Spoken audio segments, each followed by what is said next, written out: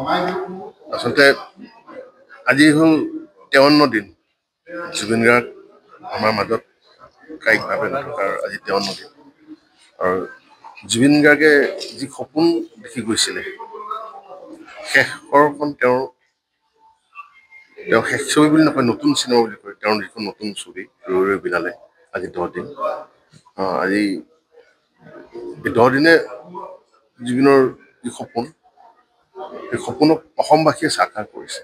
আৰু আজি আৰু এটা মোৰ কাৰণে বিশেষকে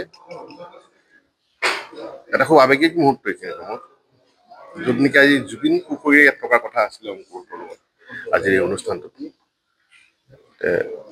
মই আচলতে প্ৰতিনিধিত্বহে কৰিছোঁ তেওঁ জুবিন গাৰ্গক।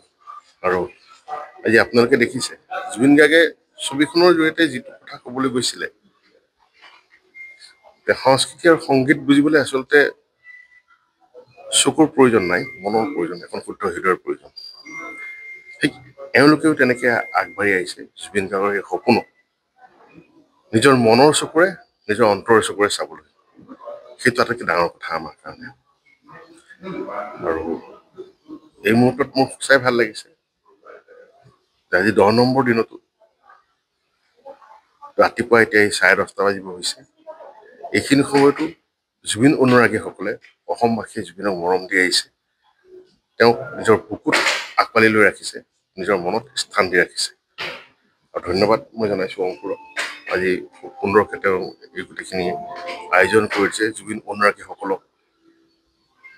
দৃষ্টিহীন যদিও তেওঁলোক মনৰ চকুৰে আজি ৰৈ ৰৈ বিনালে উপভোগ কৰিব, মনৰ চকুৰে তেওঁলোকে জুবিন গাৰ্গক স্মৰণ কৰিব, মনৰ চকুৰে তেওঁলোকে জুবিন গাৰ্গৰ সপোনবোৰ দেখিব।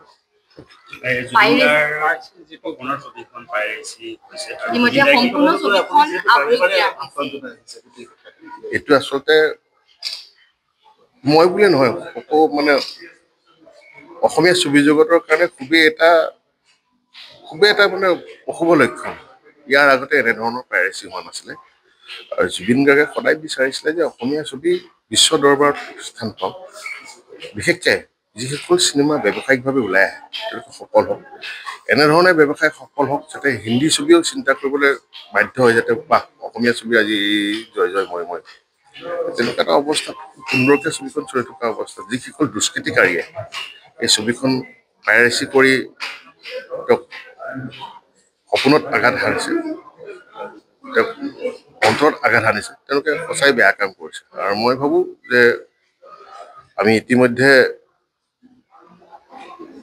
যোৱাকালি আমি ক্ৰাইম ব্ৰাঞ্চত আমি কমপ্লেইন কৰিছোঁ, আৰু মোৰ বিশ্বাস আছে তেওঁলোকে আমাক সহায় কৰিব। আৰু মোৰ এইটো বিশ্বাস আছে যে অসমবাসীয়ে আচলতে এই পাইৰেচিসকলক কেতিয়াও নাচায়। জুবিন গাৰ্গৰ যি সপোন, যি তেওঁ ভাল পাইছিলে ছবি হলত আহিয়ে ছবি চাব।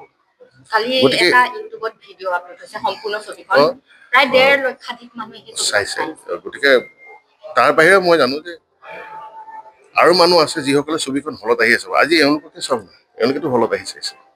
কিয় চাইছে? সেইটো এটা আৱেগ, এটা মৰম আছে জুবিন গাৰ্গৰ প্ৰতি। আৰু পাইৰেচিক আগতেও প্ৰশ্ৰয় দিয়া নাছিলোঁ, এতিয়াও প্ৰশ্ৰয় নিদিওঁ।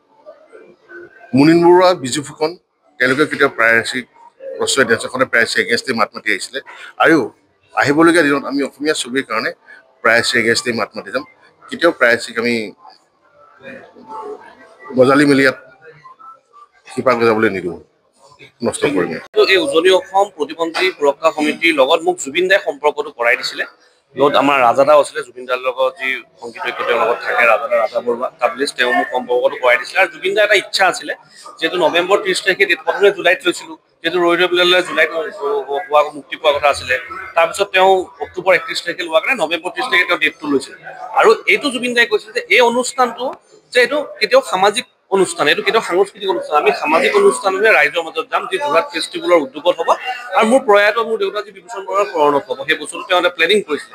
আৰু পুৰণা মানুহখিনিক একগোট কৰাৰ কাৰণে তেওঁ খুব ইচ্ছা আছিলে। খুব দুখ লাগিছে যে জুবিন দা নাই, কিন্তু তেওঁলোকৰ লগত যিহেতু তেওঁ মোক সম্পৰ্ক কৰাই দিছিলে এইখন দৃষ্টিহীন মানুহসকলক জুবিন দাই সদায় কৈছিলে যে দৃষ্টিশক্তি নাথাকিলে তেওঁলোকৰ কিন্তু মনৰ শক্তি যথেষ্টখিনি শক্তিশালী সেইকাৰণে আমি তেওঁলোকক উৎসাহিত কৰিব লাগিব গতিকে এনেকুৱা দৃষ্টিহীন ব্যক্তিসকলক বা ছাত্ৰ ছাত্ৰীসকলক আজি সুৰক্ষা সমিতি উজনি অসম প্ৰতিবন্ধী সুৰক্ষা সমিতিৰ ব্লাইণ্ড স্কুলৰ প্ৰত্যেকজন সদস্যকে আজি ইয়াত চিনেমা এখন দেখাবলৈ পাই যথেষ্টখিনি সুখী অনুভৱ কৰিছোঁ কাৰণ জুবিন দাই সদায় সংস্কৃতিৰ জৰিয়তে হওক সদায় সমাজৰ প্ৰতি দায়বদ্ধতা কিদৰে সদায় শিকাই থৈ গৈছিলে আৰু সেই আদৰ্শক আমি সদায় অনুসৰণ কৰি যাব লাগিব দৃষ্টিহীন শিক্ষাৰ্থীসকল আজি হয়তো আৰু অলপ উৎসাহিত হ'ব কিয়নো ছবিখনত জুবিন দাৰো অন্ধ হৈছিলে আপোনালোকে জানে আৰু জুবিন দাই সেইকাৰণে সেই ব্যক্তিসকলক লৈ যি নৱেম্বৰ আৰু হয়তো আজিৰ দিনটোত হয়তো যদি আজিৰ দিনটো বুলি নকওঁ যে চিনেমাখন যেতিয়া যোৰহাটত দেখুওৱা কথা আছিলে দৃষ্টিহীন ব্যক্তিসকলক বা উজনি অসম প্ৰতিবন্ধী সুৰক্ষা সমিতিৰ সদস্যসকলক তেতিয়া তেওঁ উপস্থিত থকা কথা আছিলে কিন্তু খুব দুৰ্ভাগ্যবশতঃ আজি তেওঁ নাই তথাপি তেওঁ আত্মাই অলপ শান্তি পাব যিহেতু আমি তেওঁলোকক লৈ আজি চিনেমাখন দেখাবলৈ লৈ আহিছোঁ য'ত আজি ৰাজেশ দা নিজে আহিছে ৰাজেশ ভাই ইমান ব্যস্ততাৰ মাজত ৰাজেশ ভাই আহিছে যে চিনেমাখনৰ পৰিচালনা কৰিছিলে ৰাজেশ ভূঞা জুবিন দাৰ খুব ভাল বন্ধু জয়ন্ত কাকতি সকলো আশ্চৰ্য বৰপাত্ৰ আহি কিছু সময়ৰ পিছতে উপস্থিত হ'ব গতিকে সকলো শশাংক স্বামীজী ভাইমন্দা পৰিচালনা তেওঁ আহি উপস্থিত হ'ব গতিকে এটা আৱেগিক মুহূৰ্ত যদি অলপ অন্তৰত সুখ অনুভৱ কৰিছোঁ